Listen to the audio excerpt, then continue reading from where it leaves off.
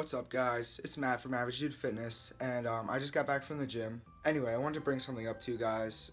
My previous video was the plateau video, how to get over a plateau, and I think it's time for me to actually put that video into action. My bench specifically has been stuck pretty stagnant for the past probably 4 weeks. I don't even think I've made any progress at all. I might have bumped up 1 rep, so it's definitely a plateau. If you guys watched the previous video, which you guys should, the link will be in the description box. You guys can see all the signs of a plateau, and that's what I'm going through right now. So I've been reconsidering my whole diet. Like I said, I've been going over my form, making sure that's right. I tried switching to dumbbell presses for a little bit, but nothing there. So it's time for me to do is take a deload week. So I want to quickly just go over what a deload week is, how it benefits you, and what you need to do to actually do a deload. I'm sure many of you guys have hit a plateau before, and if you haven't, it'll definitely happen eventually if you guys are very committed to the cause.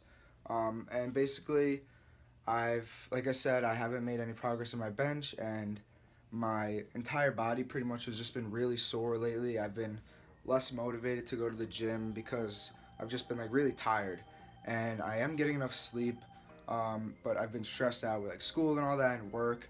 But luckily spring break is coming up. I'm actually taking a trip down to Florida to visit Sokol, so that'll be fun. We'll get some good footage up of that, good content, make a couple vlogs and all that. But anyway, back to what I was talking about. So deload is basically usually about a week long, and it's basically just a planned extended period for recovery to let your muscles fully recover, and that should help me with my bench, and it'll help me get rid of the soreness that I have overall. It's a little bit disappointing, and it definitely decreases my motivation to go to the gym. I'm sure anybody who else has gone through a plateau will feel the same, but it's something that you just have to work through. You got to push it even harder than you were before. Just because you don't feel like going to the gym for the day is not a reason to deload. You got to just recheck yourself, make sure that you're still motivated, make sure you're still making progress, and if you are, then you don't need to deload. If you're just lazy one day, feeling lazy, it's not time for a deload. You should be feeling these effects over the course of about a week or two, not noticing any progress, and that's when you know you'll need to deload. And like I said, it's not an excuse. It's not like a break. It's a legitimate factor that you need to take into consideration in order to push through your plateau and make more progress. It should motivate you to get back in the gym. It should let you feel better in your muscles. You'll fully recover, and then you'll be ready to hit it as hard as you can when you get back. Alright, so it's actually the next day right now. Something came up last night when I was recording, and I apologize, so I had to wait till today and finish it up. So I'm just going to continue from where I left off last night. So anyway, if you decide that you need to deload, you have a couple options of how to go about doing this. The first option is going to be just to decrease your weights by about 50%, and you're just going to go to the gym like normal, same exact amount of volume, the same workout. You're not going to change anything else besides the weights. You're going to do this for about a week, and hopefully you'll be able to get back in your grind. Your muscles will fully recover, and you'll be good to continue on after. Bump your weights back up and just push through the plateau and continue on making progress. Option number 2 is the exact opposite of number 1. Instead of dropping the weight, you're going to drop the volume, and you're going to keep the weight the same. This is less popular than option number 1, but it has the same effect, so you guys can do whatever you want. I personally am going to go with option number 1, but both ways work fine.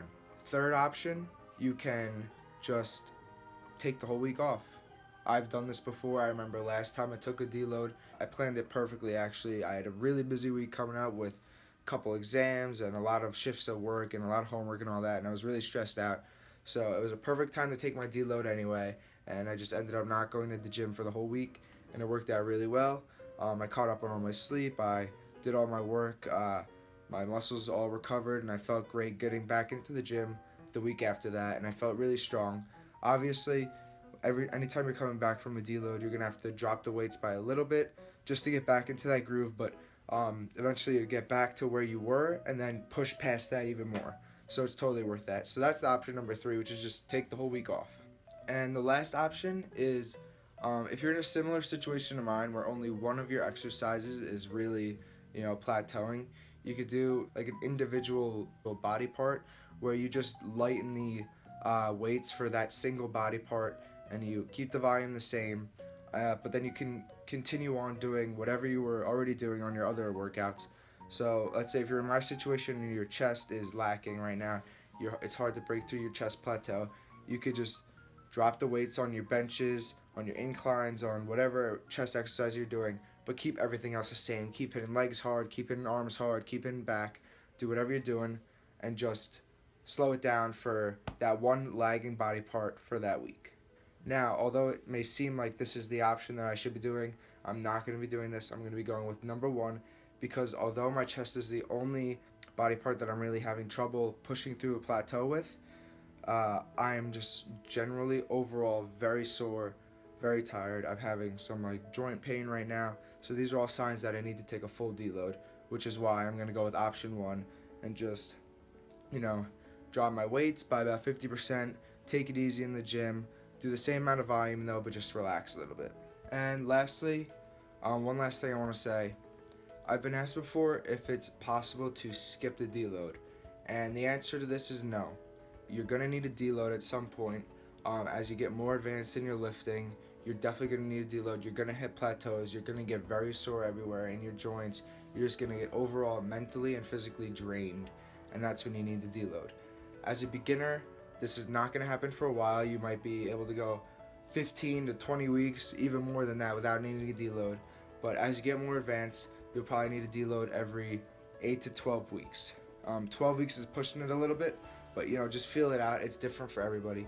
You're going to have to decide. You're going to have to look at the signs and see when it's time for you to take this deload.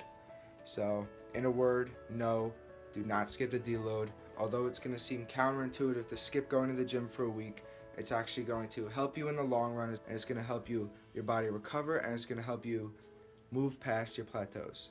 So with that being said, I'm going to end the video here. I hope you guys enjoyed it. I hope you guys learned something from it. I hope you guys can relate from it.